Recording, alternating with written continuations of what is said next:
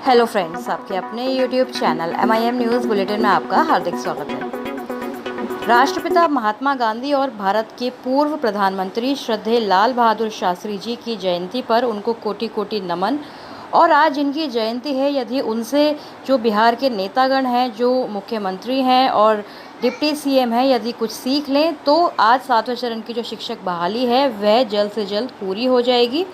तो इस वीडियो में हम आज यही बात करने वाले हैं कि 7वें चरण की बहाली में जो ऑनलाइन आवेदन लिए जाएंगे, उसके साथ केंद्रीकृत बहाली का जो प्रस्ताव बिहार सरकार ने अभ्यर्थियों के समक्ष रखा है, तो यदि केंद्रीकृत बहाली नहीं होती है, केवल ऑनलाइन आवेदन होता है, तो बहाली का स्वरूप जो है वो किस तरह से पूरी तरह से रिवर्स हो जाएगा, पूरा बदल जाएगा, यही इस वीडियो में हम बात करने वाले हैं। साथ ही बात करेंगे कि नियुक्त होने के बाद भी, चयन होने के बाद भी नियुक्ति पत्र नहीं मिलने का क्या मामला है। तो सारी अपडेट्स की तरफ आपको लेकर चलते हैं। सबसे पहले बात कर लेते हैं ऑनलाइन और सेंट्रलाइज्ड बहाली के बारे में। देखिए, सबसे पहले जो पूर्व अपर मुख्य सचिव थे संजय कुमार, उनसे जब ये पूछा गया था कि 7वें चरण की बहाली में क्या ऑनलाइन आवेदन लिए जाएंगे, तो उनका ये जवाब था कि ऑनलाइन एंड सेंट्रलाइज्ड। और तभी से ये जो मामला है, SCET 2019 की परीक्षा के बाद की ये बात है, तो तब से ही ये मामला जो है शुरू हुआ। हालांकि ये हलचल तो पहले से ही छठे चरण में भी थी कि ऑनलाइन और सेंट्रलाइज बहाली होगी, लेकिन ऐसा ना हो सका।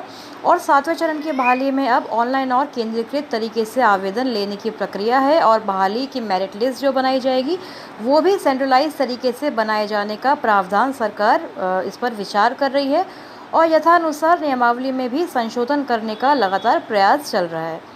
तो हम यहाँ पर यह बताना चाहते हैं कि देखिए, यदि ऑनलाइन आवेदन आप लोग करते हैं तो बहुत अच्छा रहेगा। नियोजन इकाइयों में जाकर हमें चक्कर लगाने की ज़रूरत नहीं पड़ेगी, ना ही हमारे इतने ज़्यादा जो है पैसे खर्च होंगे ज़ेरॉक्स कराने में, फ़ोटोकॉपीज़ कराने में, पेपर वर्क में जो आपका टाइम और मेहनत लगती है वो सभी आपका बचेगा। केवल ऑनलाइन मोड में आपको डॉक्यूमेंट्स वगैरह अपलोड कर देने होंगे और फॉर्म फिल करना होगा।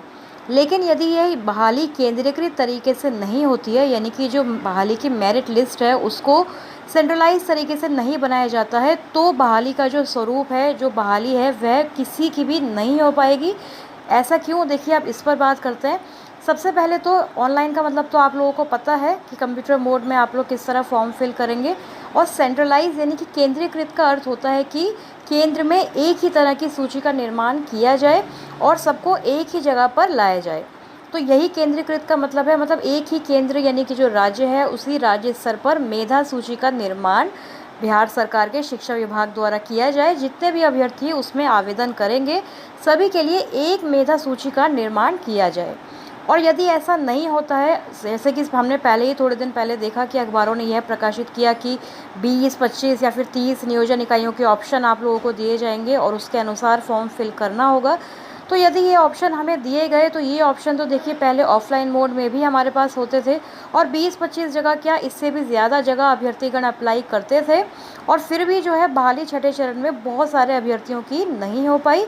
तो यही कारण रहा कि इतने ज़्यादा जो मेधा सूचियों का निर्माण हर नियोजन इकाइयों के द्वारा किया गया, उसमें कुछ ही अभ्यर्थी होते थे जो प्रथम, द्वितीय, तृतीय स्थान पर होते थे। मतलब टॉप 10 की यदि बात करें तो ऑलमोस्ट आपको एक ही तरह के नाम दिखेंगे एक ज़िले में, जितनी भी नियोजन इकाइयाँ हैं, क्योंकि हर अभ्यर्थी अपने ज़िले की ज़्यादातर नियोजन इकाइयों में अप्लाई कर रहा था। तो यदि इस बार भी ऐसा ही होता है, सरकार ऐसा ही करेगी, विभाग ऐसा ही पोर्टल तैयार कर रहा है कि 20-30 नियोजन इकाइयों के ऑप्शन दिए जाएंगे, तो ये बहाली फिर केंद्रीकृत नहीं कहलाएगी, क्योंकि केंद्रीकृत का मतलब है कि एक ही मेधा सूची का निर्माण करना। लेकिन यहाँ पर फिर अलग अलग नियोजन इकाइयाँ अलग अलग मेधा सूची बनाएंगी, तो बहाली कहीं से भी सेंट्रलाइज नहीं रह जाएगी। और फिर वही होगा जो छठे चरण में हुआ है, बहाली पूरी नहीं हो पाएगी, आधे से ज़्यादा सीट्स खाली रह गई हैं। और 7th फेज़ में भी फिर से यही रिपीट होगा कि बहाली बिल्कुल किसी की भी नहीं हो पाएगी। जिनका मेधा अंक बहुत ज़्यादा है, केवल वही बहाल हो पाएंगे। और वैसे भी इस बार जो नियमावली है उसको भी आप देख ही रहे हैं, 60-40 का रेशो चल रहा है, कभी कोई 80-20 की भी बात कर रहा है। तो यदि 60-40 को भी पकड़ के चलें तो भी TET मार्क्स पर ही आपकी बहाली निर्भर है ज़्यादातर, 60%।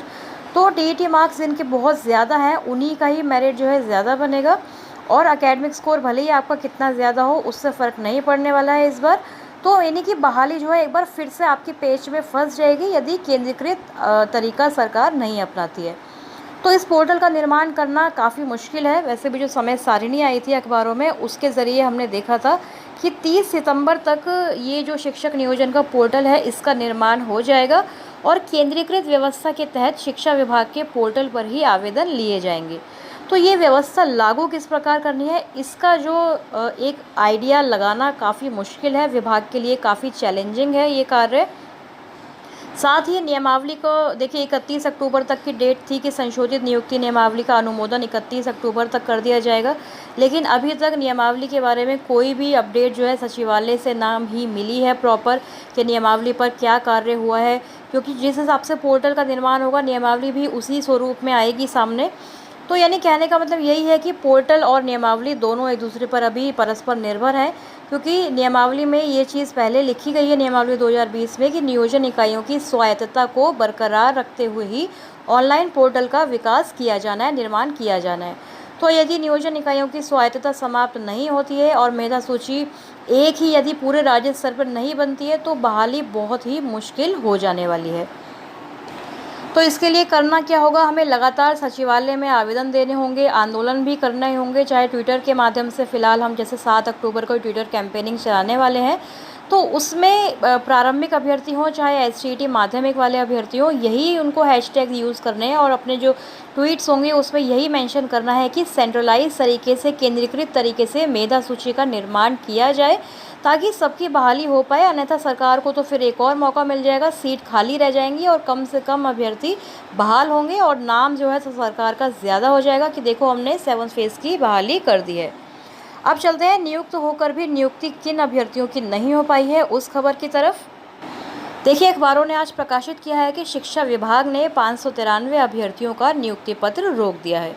तो ये क्या मामला है, देखिए आपको हमने पहले भी बताया है कि जो कोर्ट है पटना हाई कोर्ट, उसने एक आदेश के ज़रिए एक LPA था 269/2022, उसमें ये आदेश दिया है कि जो माध्यमिक और उच्च माध्यमिक विद्यालयों में नियुक्ति के लिए अंतिम रूप से चयनित भी अगर हो गए होंगे अभ्यर्थी तो उनके नियुक्ति पत्र को फिलहाल रोक देना है। और यह रोक पटना हाईकोर्ट के आदेश के अनुपालन को लेकर 26 सितंबर को विभाग द्वारा जारी अधिसूचना के मद्देनज़र जिलों ने लगाई है।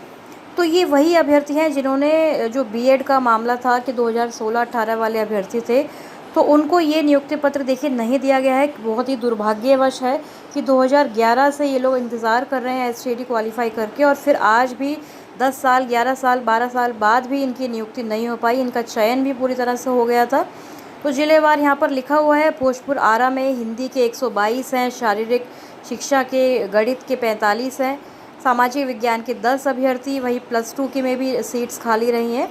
तो इतने सारे अभ्यर्थियों का अंतिम रूप से चयन भी हो गया था, प्रक्रिया पूरी भी हो गई थी, लेकिन नियुक्ति पत्र बांटने का जो शेड्यूल है वो भी जारी हुआ, फिर भी इनको नियुक्ति पत्र नहीं मिल पाना बहुत ही दुर्भाग्यपूर्ण है। तो इसलिए इस तरह के कोर्ट केसेस से हमें बचने की ज़रूरत है। कोई भी अभ्यर्थी फालतू में इतनी नाजायज़ मांग ना करे कि कोर्ट का सहारा लेना पड़े, क्योंकि कोर्ट का सहारा लेने से फिर बहाली प्रक्रिया बहुत ज़्यादा फंस जाती है, जैसे कि छठा चरण 2019 से फंसा हुआ है। तो आगे जो भी अपडेट्स आती रहेंगी आपके साथ शेयर करते रहेंगे। आपकी क्या राय है ऑनलाइन सेंट्रलाइज बहाली के बारे में, साथ ही कोर्ट केसेस को लेकर हमसे ज़रूर शेयर करें अपने कमेंट्स के ज़रिए। इस वीडियो में फ़िलहाल इतना ही। चैनल को सब्सक्राइब यदि नहीं किया है तो ज़रूर कर लें। Thank you for watching.